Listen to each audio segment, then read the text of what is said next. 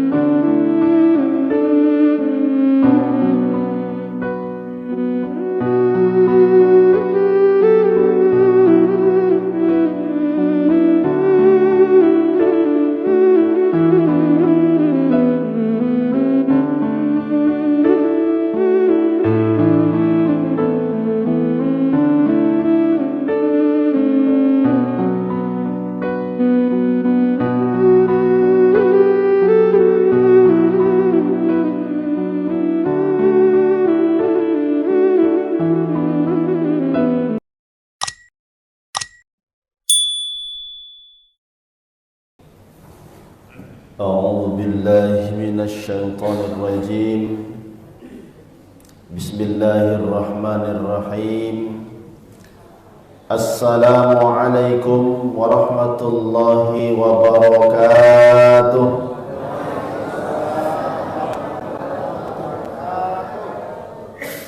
Alhamdulillahi rabbil alamin wa bihi nasta'in ala umurid dunya waddin. Wassalatu wassalamu ala asrafil anbiya'i wal mursalin wa ala alihi wa sahbihi rasulillahi ajma'in, amma ba'd. Yang sama-sama kita muliakan para ustadz, pengurus GSSB Pasir Pangarayan, yang alhamdulillah tetap istiqomah di dalam menjalankan gerakan sholat subuh berjamaah.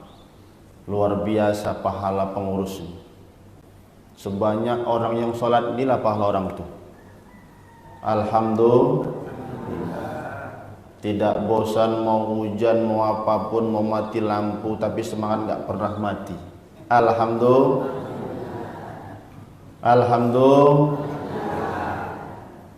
Alhamdulillah juga pada malam hari ini, subuh ini udah mulai ikut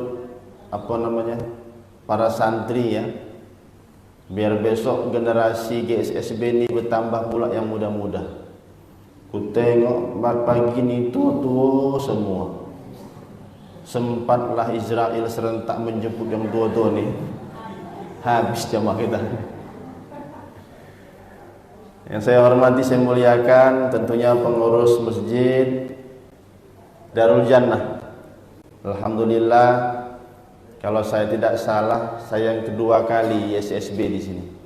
Dari 5 kali, 2 kali saya, Pak. Alhamdulillah. Yang saya muliakan, saya hormati tuan-tuan guru kami, bapak-bapak dan ibu-ibu, para jamaah yang dirahmati Allah Subhanahu wa ta'ala.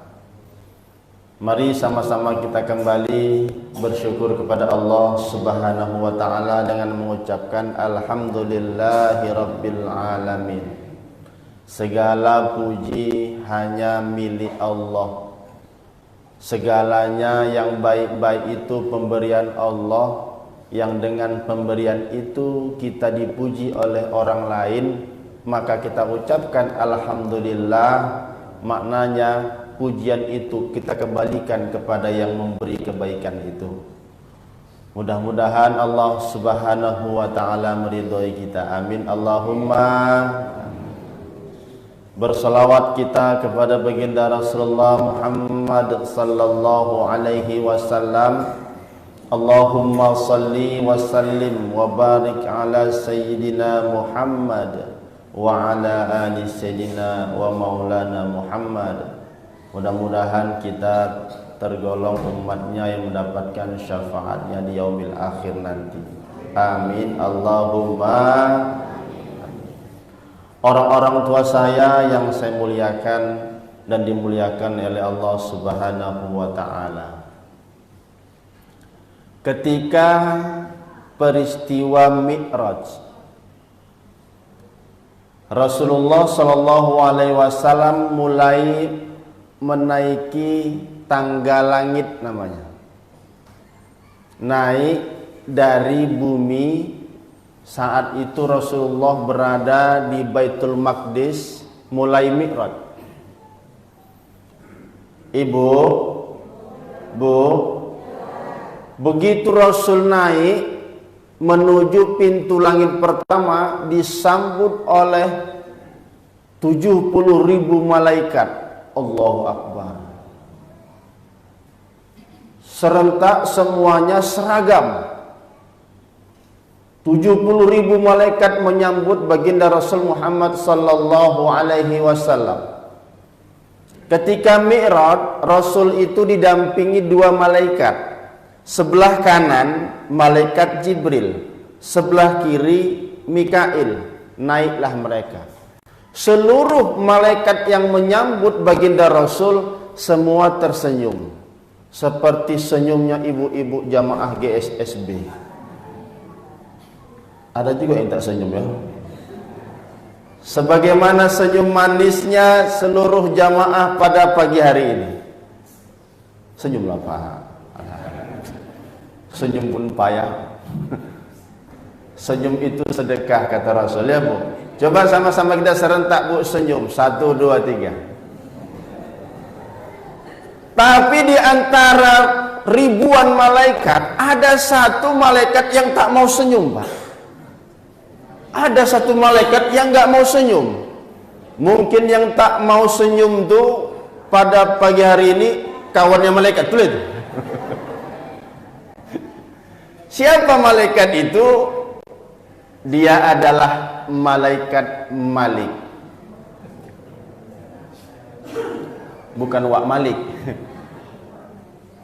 Malaikat siapa, Bu? Rasul bertanya kepada Jibril, wahai Jibril, semua senyum, satu yang enggak senyum. Siapa dia Jibril? Dia adalah malaikat Malik, wahai Rasulullah. Malaikat Malik, iya. Malaikat Malik ini kok enggak mau senyum? Gimana mau senyum? Dia penjaga pintu neraka. Jaga pintu neraka, iya. Maka kata Rasulullah, wahai Jibril, sampaikan kepada Malik, boleh enggak aku melihat atau bukakan pintu neraka itu? Oh, kira itulah Bu ya musiknya. Dibukalah oleh malaikat Malik pintu neraka. Terkejut Rasulullah sallallahu alaihi wasallam yang banyakan perempuan di dalamnya. Lebih banyak perempuan Pak di dalamnya. Mungkinkah perempuan-perempuan, wanita-wanita yang dilihat oleh Rasulullah di dalam neraka itu adalah ibu-ibu ini? Tunggu dulu Bu, tunggu dulu. Maybe yes, maybe no. Bisa iya, bisa tidak. Tapi kita berharap mudah-mudahan yang dilihat oleh Rasulullah di neraka, ketika pintu neraka dibuka, yang kebanyakan penghuninya perempuan, bukan termasuk ibu-ibu yang ikut GSSB pada pagi hari ini. Amin Allahumma. Tapi Rasul bertanya, wahai Jibril, kok banyak kalilah perempuan-perempuan ini? Apa dosa mereka? Apakah mereka enggak sholat? 5 waktu sholat ya Rasul. 5 waktu.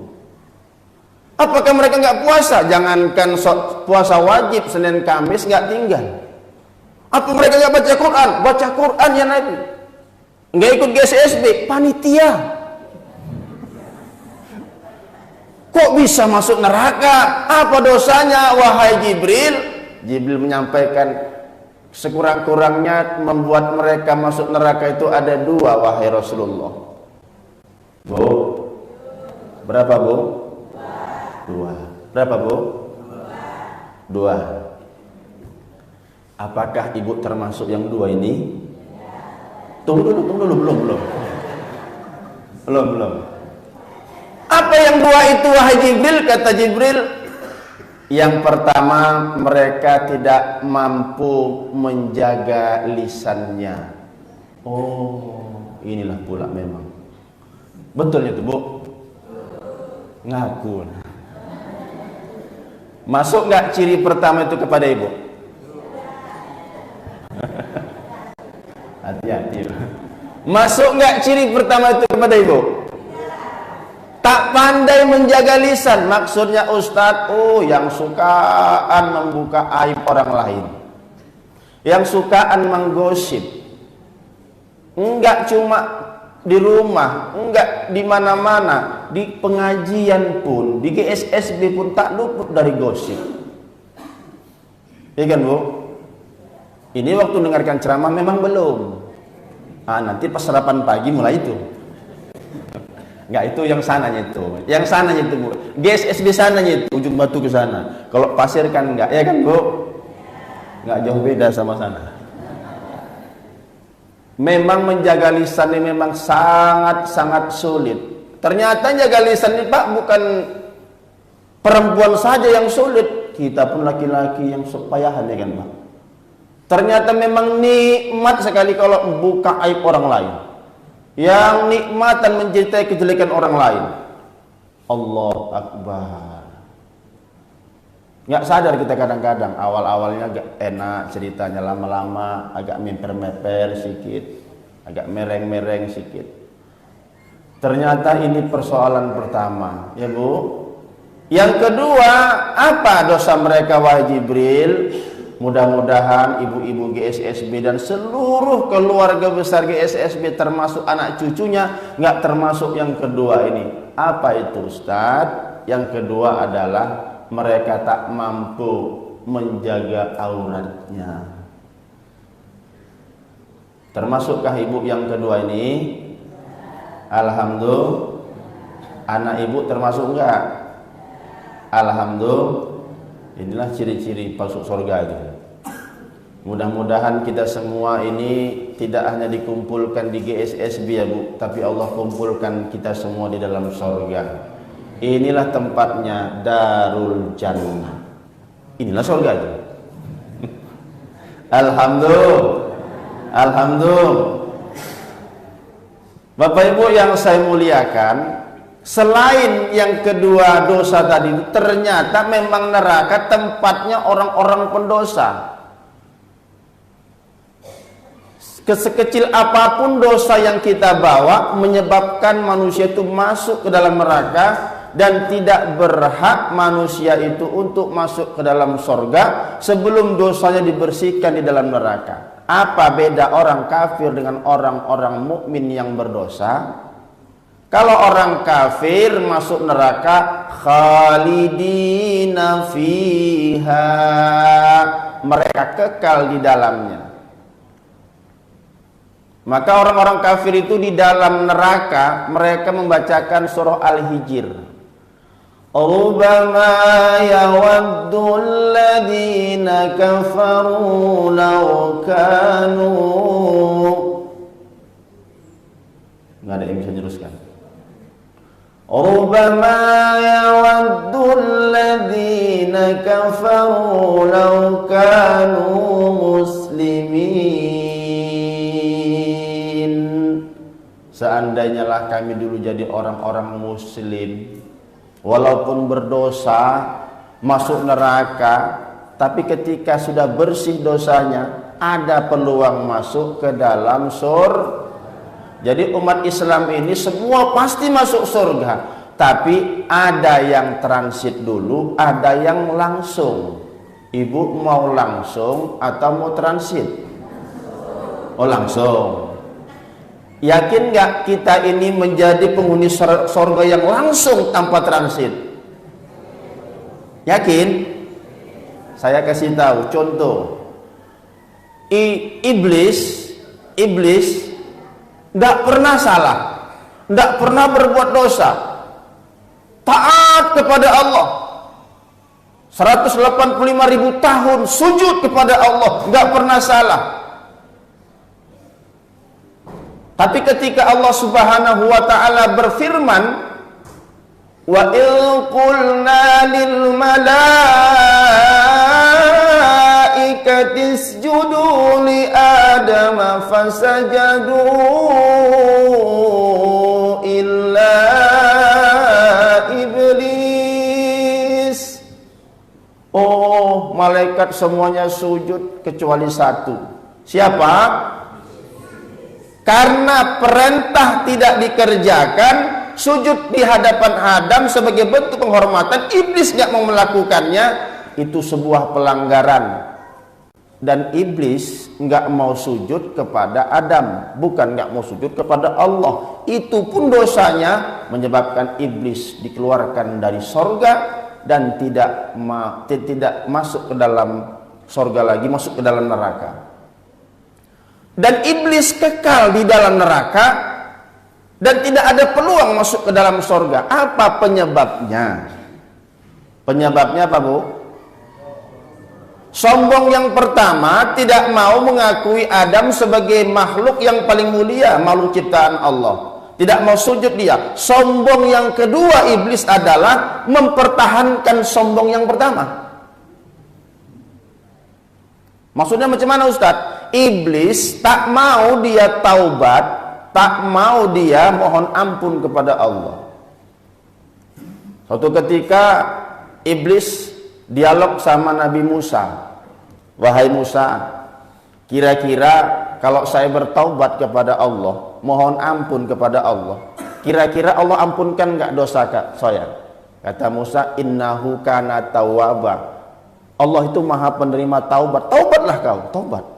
Minta ampun kepada Allah. Datanglah iblis kepada Allah. Ya Allah, aku mau bertaubat. Engkau terimakah taubatku? Ku terima taubatmu, hai iblis. Tapi kata Allah, tetap buktikan kau itu bertaubat. Apa buktinya ya Allah? Cukupkah dengan istighfar? Tidak. Jadi tetap kau sujud di hadapan Adam. Tapi Adam sudah mati ya Allah. Walaupun dia sudah mati, sujud di hadapan kuburannya. Allahu Akbar. Sedangkan hidup aku nggak mau sujud, apalagi sudah jadi bangkai katanya. Oh, sombong kali iblis. Dan dia tidak mau, daripada aku disuruh sujud walaupun itu syarat taubatku diterima, mending aku tidak mau taubat, mending aku jadi penghuni neraka. Artinya manusia yang tak mau mohon ampun kepada Allah termasuk manusia yang sombong. Ya Bu, manusia itu berdosa. Tak seorang pun dalam dunia yang tak pernah berdosa, karena memang sifat manusia tempatnya khilaf dan lupa. Betul? Betul, Bu? Siapa di antara kita, Pak, yang tak berdosa? Merasa tak pernah berdosa? Satu hari itu kita merasa nggak berdosa, Pak. Ya Allah. Manusia ini tak terlepas dari 5 hukum dasar. Berapa, Bu? 5 hukum. Coblos nomor 5. Bu, ini sudah lewat kampanye. Berapa, Bu? Kurang kuat. Berapa, Bu? Di tengah-tengah dulu kita buka. Yang tengah ini mubah. Kanan sikit sunnah. Paling pinggir wajib. Mubah, sunnah, wajib. Ya Bu? Mubah ke kiri makro. Habis itu bergeser sikit haram. Maka perbuatan manusia itu nggak terlepas dari yang ini. Apapun yang dilakukannya nggak terlepas daripada yang ini. Makan hukum dasarnya apa? mubah. Kalau makannya ikut cara Rasul jadi sunnah. Makannya merupakan buka puasa wajib. Makannya yang menyebabkan hal-hal negatif bagi orang lain makruh, jengkol, pete. Makannya zatnya diharamkan, haram. Oh, zatnya halal Ustaz. Tapi cara makannya, cara mengolahnya haram, jadi haram. Cara ngolahnya bagus Pak Ustaz, zatnya halal, cara ngolahnya halal, tapi kerjanya makan terus sampai nggak bisa ngapa-ngapain. Contoh waktu buka puasa, begitu masuklah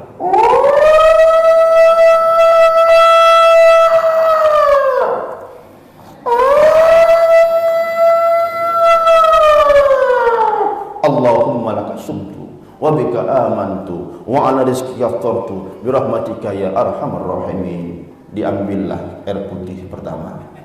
Ini contoh Bu, contoh. Bismillahirrahmanirrahim.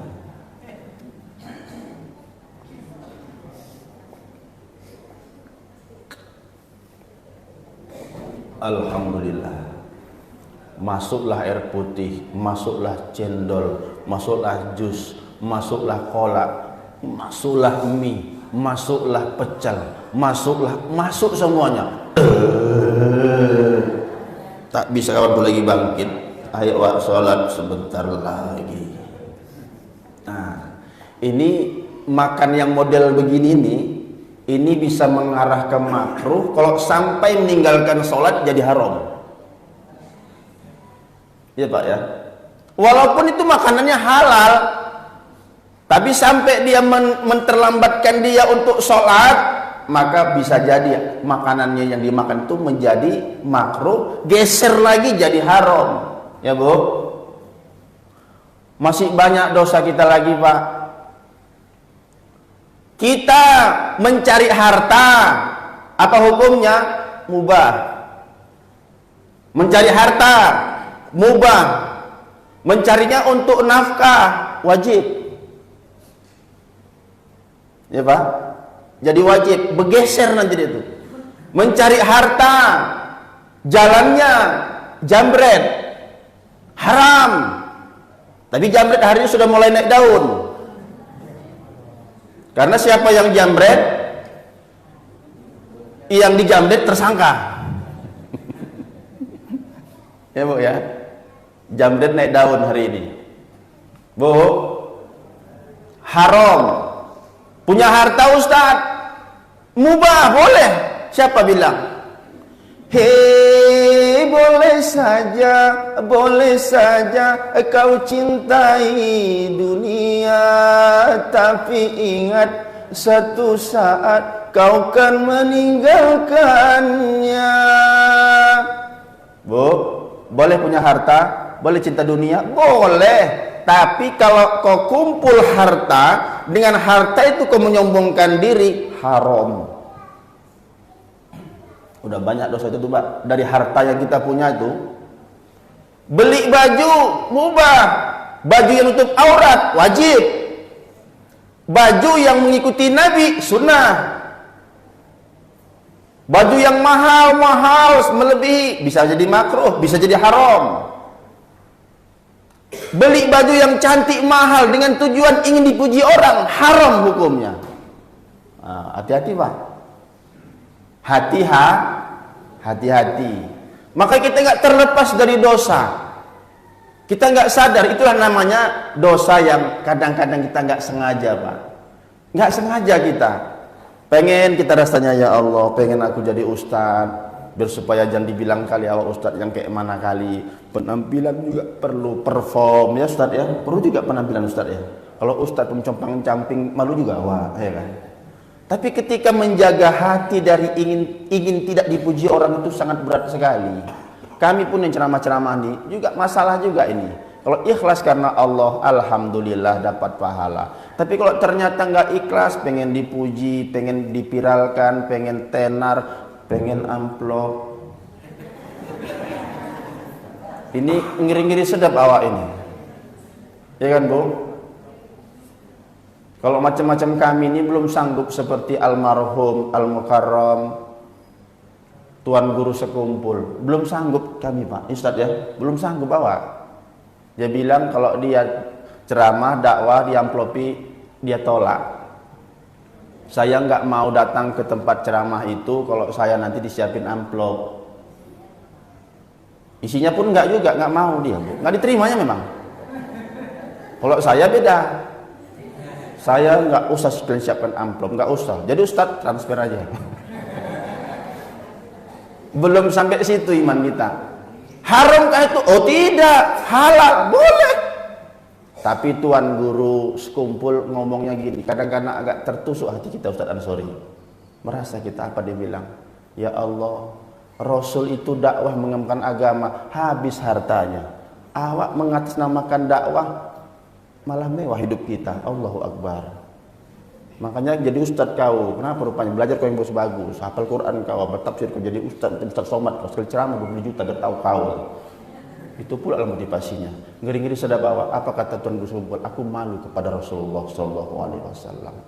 Andai aku nanti dihadapkan di hadapan Rasul, minta syafaatnya, tak diakuinya aku sebagai umatnya. Apa kata Rasulullah? Kau cuma membawa namaku untuk mencari keduniaanmu. Itulah kata Tuan Guru Sekumpul. Wih, malu kali kami rasa, Bu. Ya Ustaz ya, malu kali ku rasa. Tapi jangan belajar gitu nanti nggak kasih kalian amplop.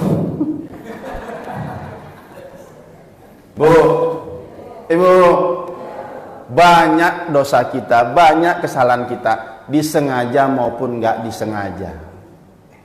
Maka ada doa, ini saya pelajari sedikit. Ada doa tadi imam kita doa, Allahumma barik lana fi Sya'ban wa balikna Ramadan. Ya Bu ya. Kalau kemarin dari bulan Rajab Pak itu Allahumma barik lana fi Rajab wa Sya'ban wa balikna Ramadan.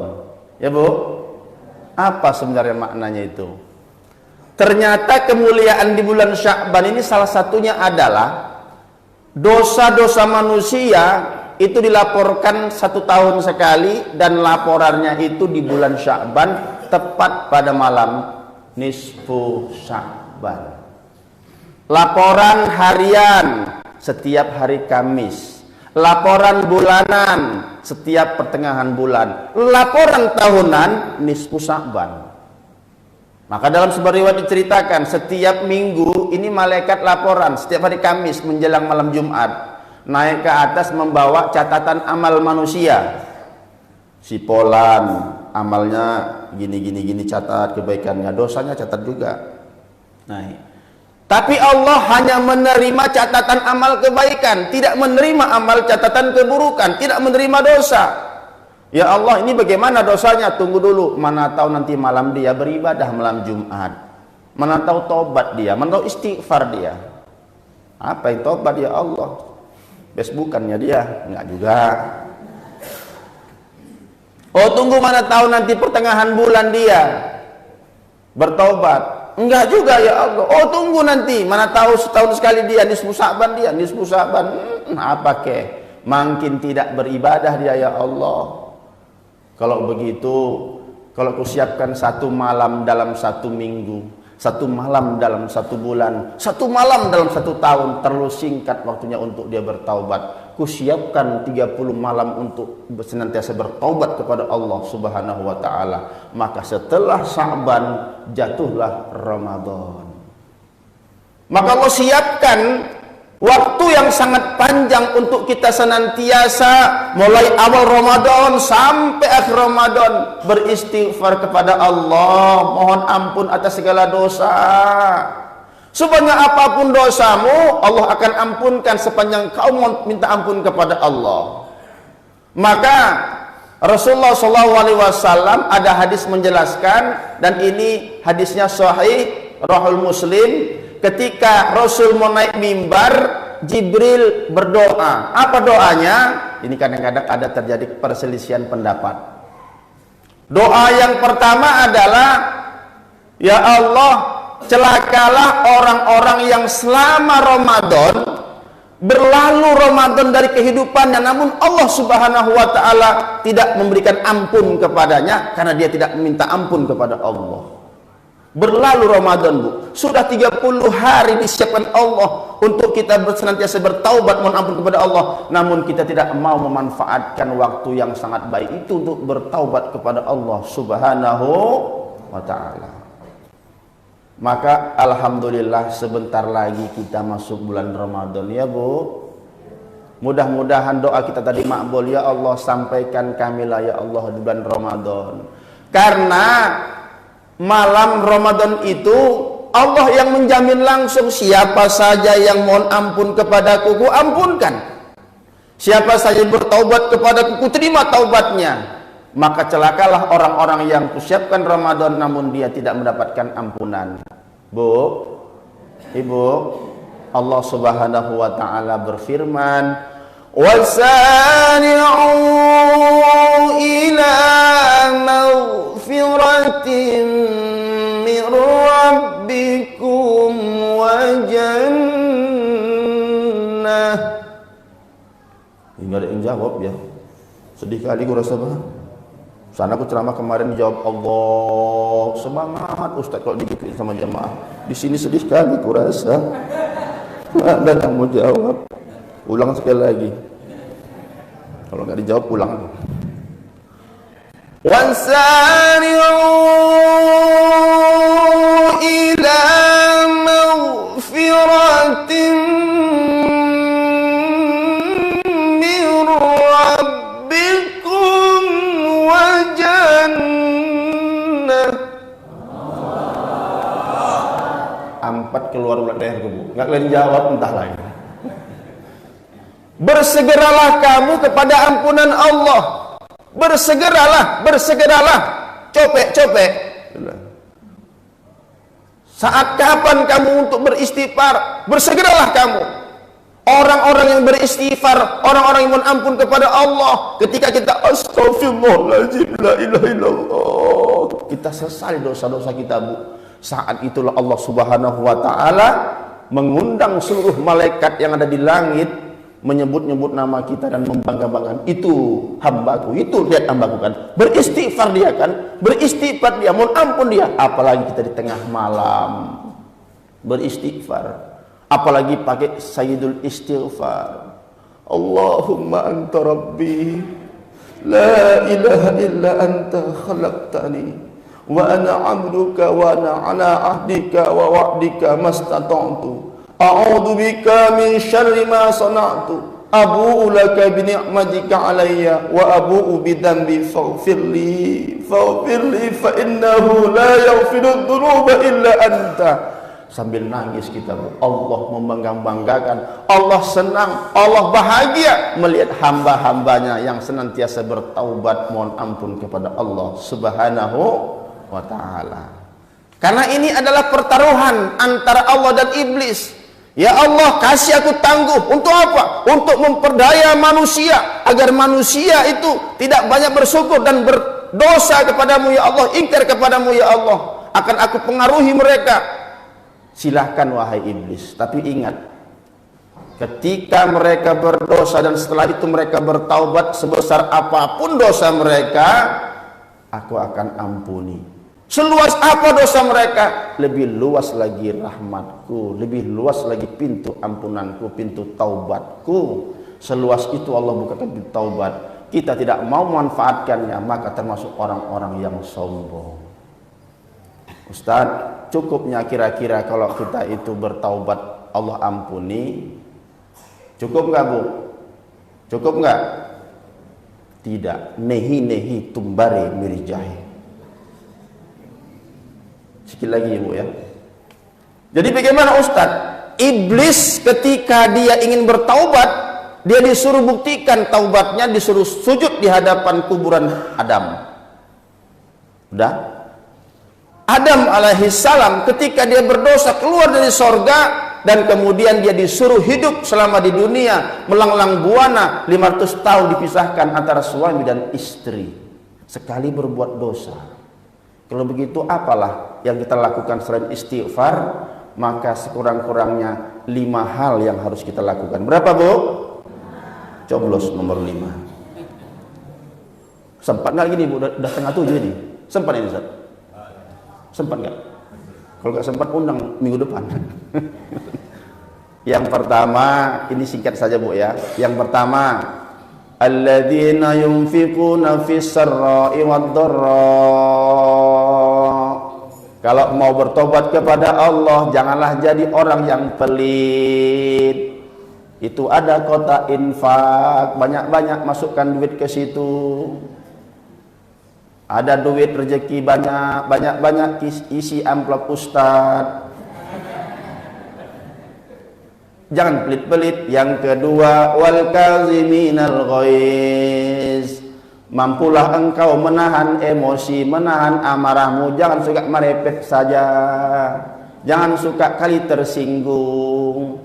Ya, Bu, ubahlah cara berfikirmu. Kalau hari ini kau tersinggung karena dicaci dan dihina orang, Rasulullah dihina dicaci orang, dia tersenyum. Kenapa? Kita kacamata emosi, Rasul kacamata iman. Maksudnya, Ustadz, kalau orang menghina kita berarti dia transfer pahala kepada kita dan ngambil dosa-dosa kita. Ibu, kalau saya tanya, ada orang mengambil dosa ibu, ibu sedang atau bahagia? Kalau ada orang ngasih pahala sama ibu, ibu ucapkan apa? Berarti orang yang memaki, mencaci ibu adalah orang-orang yang memberikan pahala kepada ibu. Kalau dicaci orang berarti mengucapkan sanggup? Sanggup? Sanggup? Dicaci, dihina kita, alhamdulillah. Dicaci, dihina, direndahkan, dikatai orang, alhamdulillah. Apa kata yang mencaci? Udah gila ibu nih. Normalnya kita dicaci, dihina, emosi, marah. Tapi orang-orang yang bertaubat kepada Allah, dicaci dia nggak marah lagi. Kenapa? Dia senang dosanya diambil sama yang mencaci, dia bahagia pahala ibadah orang yang mencaci pindah kepada kita yang dicaci. Alhamdulillah. Yang ketiga cirinya adalah wal afina 'anin nas. Suka kali maafkan orang lain, belum lagi dia minta maaf, sudah dia maafkan. Kak, minta izin aku sama kakak, banyak dosa aku sama kakak. Udahlah deh, sebelum minta maaf, udah kakak maafkan semua dosamu, tapi bukan utangmu. Yang keempat adalah wallahu yuhibbul muhsinin. Apa arti muhsin? Terlebih dahulu dia berbuat kebaikan, terutama berbuat kebaikan kepada orang yang menzoliminya. Sanggup, Bu, berbuat baik kepada orang yang zolim sama kita? Sanggup? Alhamdulillah. Berbuat baik kepada orang yang berbuat baik itu biasa-biasa saja. Tapi orang berbuat baik kepada orang yang berzalimi kita, itulah ihsan, itulah perbuatan luar biasa. Dan yang terakhir, yang kelima adalah walladzina idza fa'alu fahishatan aw zalamu anfusahum dzakarullah. Ciri yang kelima adalah ketika kita sadar telah berbuat salah, telah berbuat dosa, ketika itu kita juga ingat kepada Allah. Astaghfirullahaladzim, ya Allah, ya Allah. Misalnya ibu sedang ngomong-ngomong, tiba-tiba ngomongin orang, ibu yakin itu dosa. Astaghfirullahaladzim, kenapa aku bilang dia ya Allah? Mohon ampun kepada Allah. Fastaghfaru li dzunubihim. Bapak-bapak kalau nengok ada anak gadis pakaian ketat, ketengok, dosa Pak? Astaghfirullahalazim. Dosa Pak? Walam yusirru ala ma fa'alu wa hum ya'lamun. Jangan kau ulangi lagi ya. Astaghfirullahalazim. Mantap kali Pak. Astaghfirullahalazim. Astaghfirullah. Walam yusirru. Kata jangan kau ulang lagi.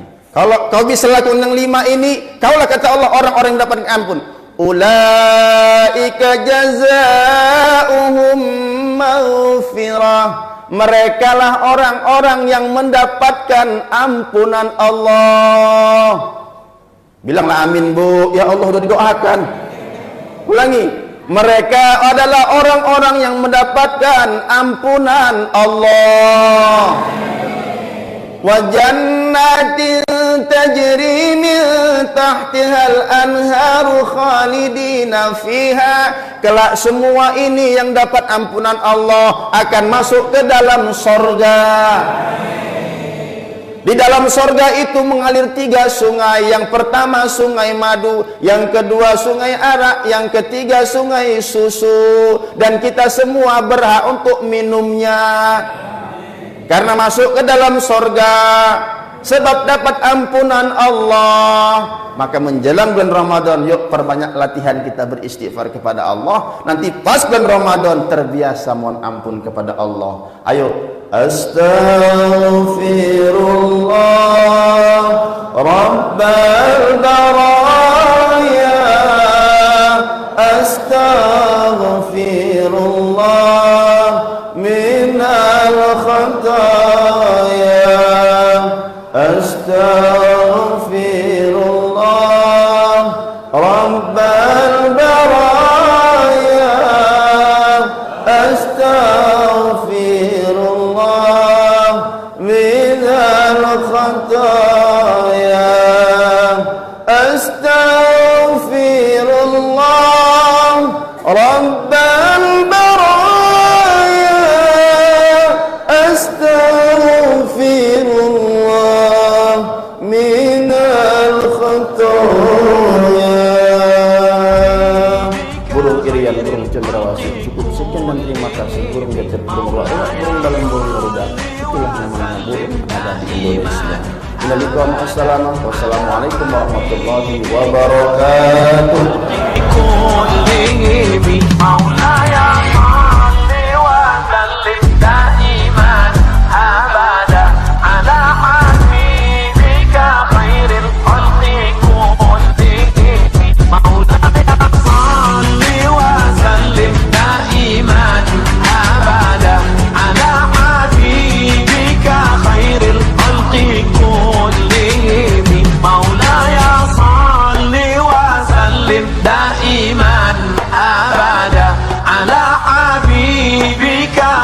الخلق كلهم